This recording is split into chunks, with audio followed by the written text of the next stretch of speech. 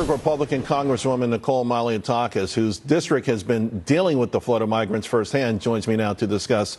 Congresswoman, just the statements are just so contradictory. When you hear the governor brag about, all these great jobs that are going to be filled now on one hand, and then on the other hand, talk about the need for the National Guard and increased taxes, it's conflicting. It seems like she's going to draw more migrants into the city, into the state.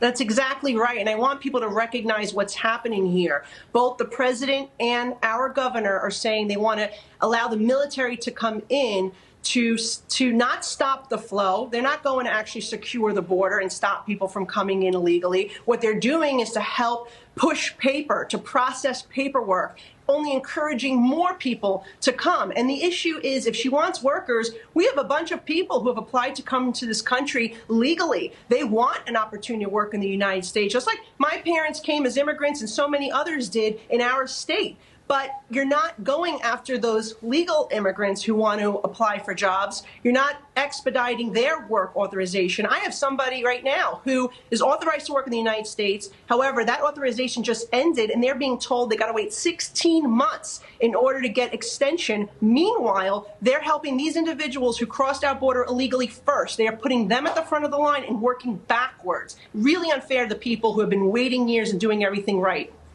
To that point, the mayor of El Paso, Texas, is a Democrat, and he's so overwhelmed, he's putting these migrants on buses and sending them to places like New York. It is a flood. The world is watching. The list of countries is like an atlas, going through an atlas. You can name a country, and yes, they are crossing the southern border illegally, and you have to wonder, where does it stop?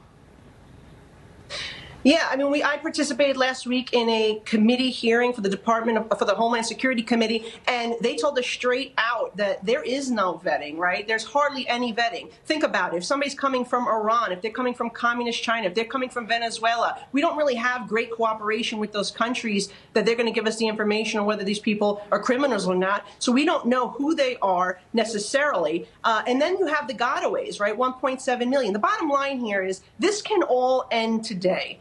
This can all end today if we stop funding these non-government organizations that are helping transport people to New York, to other parts, to the interior of our country. If we stop President Biden from using this app where people can fly directly from a country into a country of their choice here in the United States, we need Senator Schumer to pass our Border Security Act that the House passed in May. We must use our leverage in this upcoming appropriations battle to demand border security. That's the only way we're going to stem this flow, because my governor, my mayor just keep incentivizing it by giving away more free stuff. The moment is now. We appreciate